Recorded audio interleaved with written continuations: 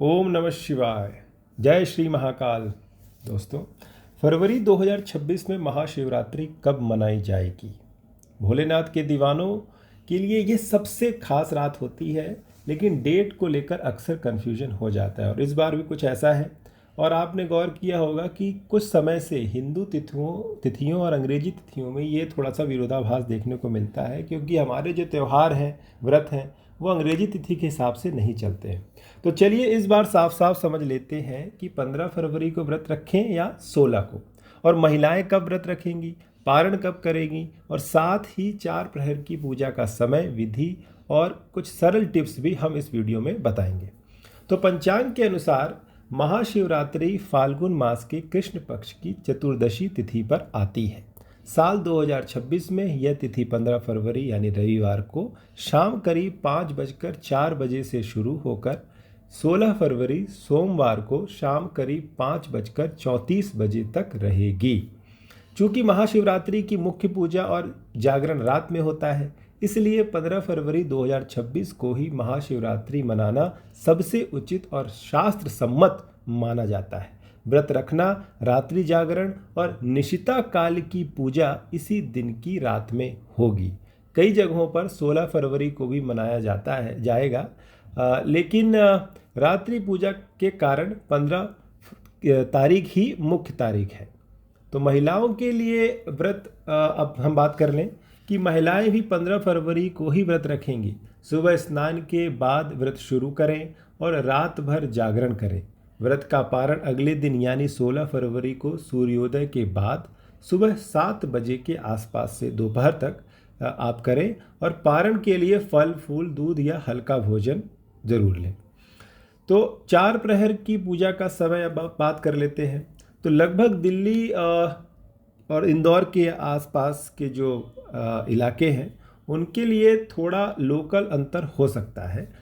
फिर भी प्रथम प्रहर शाम 6:11 से रात 9:23 तक, द्वितीय प्रहर रात 9:23 से 12:35 तक, अब 16 फरवरी की शुरुआत यहाँ से हो जाएगी, और तृतीय प्रहर रात 12:35 से सुबह 3:47 तक, और चतुर्थ प्रहर सुबह 3:47 से 6:59 तक ये निर्धारित है।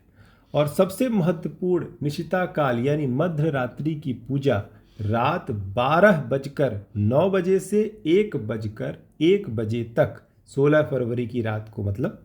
तो यही समय भगवान शिव को प्रसन्न करने के लिए सर्वोत्तम होगा। पूजा विधि सरल स्टेप्स में समझें कि सुबह उठकर जल्द स्नान करें, साफ वस्त्र पहने, व्रत का संकल्प लें, पूर्ण उपवास या फलाहार करें। फिर दिन में शिव मंदिर जाएं या घर में शिवलिंग फोटो के सामने पूजा करें। शिवलिंग पर जलाभिषेक, दूध और बेलपत्र, ये तो विशेष है, 3 पत्तियों वाला बिना कटा फटा जो हो, साफ स्वच्छ उस बेलपत्र को जरूर चढ़ाएं। धतूरा यदि हो तो वो भी चढ़ाएं। शमी का पत्र, सफ़ेद फूल, चंदन, अगरबत्ती आप चढ़ा सकते हैं। तो ओम नमः शिवाय का जाप भी करें। जितना ज़्यादा आप जाप करेंगे उतना ही बेहतर होगा। और एक जो खास मंत्र होता है कि ओम त्र्यंबकम यजामहे सुगंधिम पुष्टिवर्धनम उर्वारुकमिव बंधना मृत्योर्मुक्षीर यमामृतात्, इसका भी आप जाप कर सकते हैं। शाम को अभिषेक फिर से करें, आरती करें, रात में 4 प्रहर पूजा करें, भजन कीर्तन सुने, जागरण रखें। निशिता काल में विशेष पूजा, मनोकामनाएं मांगें अपने भोलेनाथ से। अगले दिन पारण के बाद दान पुण्य करें, किसी ज़रूरतमंद को भोजन, कपड़े या दक्षिणा दें। और भोलेनाथ को प्रसन्न करने के कुछ खास उपाय भी हैं, जैसे बेलपत्र हमेशा ताज़ा और 3 पत्तियों वाला ही चढ़ाएं। धतूरा, शमी पत्र जरूर अर्पित करें। कच्चा दूध या दूध से अभिषेक करें। रुद्राभिषेक अगर संभव हो तो करवाएं। घर में दीपक जलाकर शिव आरती गाएं। परिवार में शांति और सुख जरूर आएगा।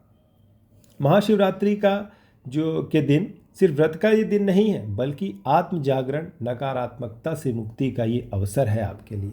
अगर मंदिर नहीं जा पा रहे हैं तो घर पर ही पूजा करें। भोलेनाथ को तो सब पता है, ये आपकी मन की बात भी सुनते हैं। आप सभी को खैर अब हम इस वीडियो को यहीं पर अंत करते हैं। आप सभी को महाशिवरात्रि की ढेर सारी शुभकामनाएं। आपका व्रत जरूर सफल होगा, मनोकामनाएं जरूर पूरी होंगी, ये भगवान शिव से मेरी भी प्रार्थना है। ओम नमः शिवाय। दोस्तों, अगर कोई डिटेल आपको चाहिए तो आप कमेंट बॉक्स में ज़रूर बताएं।